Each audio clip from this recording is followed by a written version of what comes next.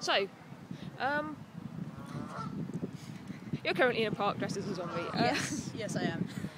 Can you tell me a bit about what happened today? Sure. I'd heard that there was going to be a zombie flash mob. That sounded like fun. My friend runs a zombie blog, so I was going along to report on that for him.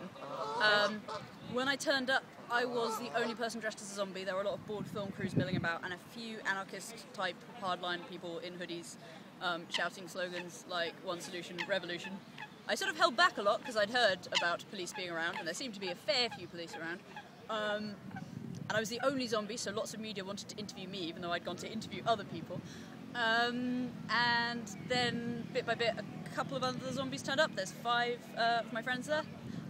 So five altogether? Sorry, yes, 4 other people, 5 of us in total.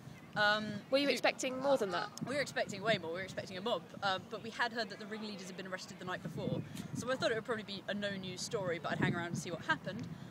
What happened is the anarchist side of things seemed to get a bit nasty. They were clearly antagonising the police. I think one of their people got snatched by a gate in Soho Square, so we held back a little bit, wandered further afield. When it seemed to be getting nasty, we saw there were police on 3 sides blocking the roads. We took the one road that was not yet blocked and decided to leave, and we went to the Starbucks around the corner. So was it like riot police, or was it just kind of high-vis jackets? Not even, a few high-vis jackets, mostly just sort of normal police, and the anarchists had gleefully pointed out the few plainclothes police that they knew about.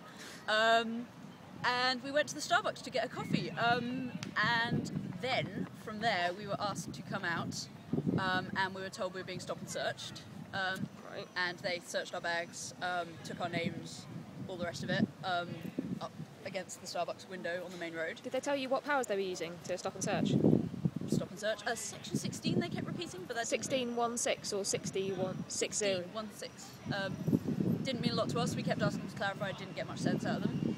But it was all quite good-natured. And then they'd evidently got news on their walkie-talkie that we were going to be arrested. They held us there for about 15 minutes. So outside the Starbucks? Outside the Starbucks. So they kept us there for a bit and then apologised that we were going to be arrested.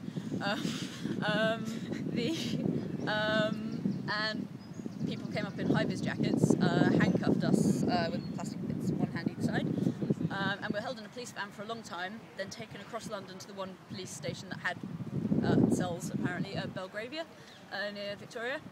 And we had our photos taken, names taken, bags confiscated. They tried to confiscate my glasses because I might self-harm with them. And we were held in a police cell, each of us in an individual cell.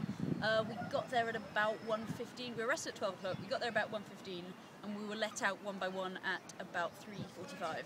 Okay, so you weren't held particularly long? No. They were talking about holding us till 7. I kept asking how long, what's going on, why, and they kept saying until it's all died down, until it's all over, maybe about 7. Okay, so were you at any point told why you'd been arrested? Breach of the peace, or potential breach of the peace. Apparently we potentially might have gone on to do other things that would have disturbed the peace, and that's why we were being arrested. Okay. And when you were let out, were you charged with anything? Were you? No, we were told we weren't being charged and that we should just wash our faces and go away, please. Sorry.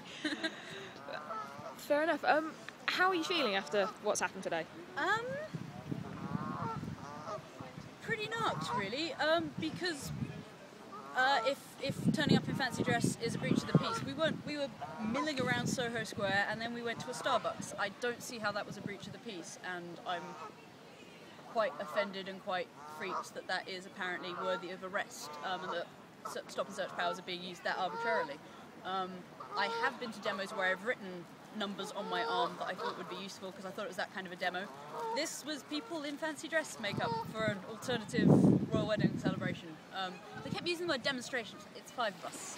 There is nothing going on. I mean, even if there had been, say, 500, would you have described it as a demonstration that was against the royal wedding? No, not at all.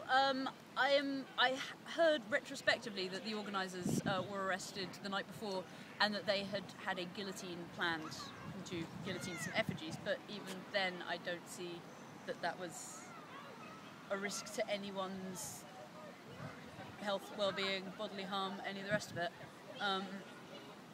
Effigies and street theatre is not really... I've been to demos where bad things have happened. This was some idiots milling around in zombie makeup. When it comes to of all the things I expected to be arrested for, milling around in zombie makeup was really not up there. Do you think it would have happened any other day of the year?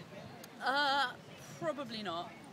I think it was very much police clearing space to clear any potential anything they didn't like, basically, to get anything they didn't like out of the way for the royal wedding.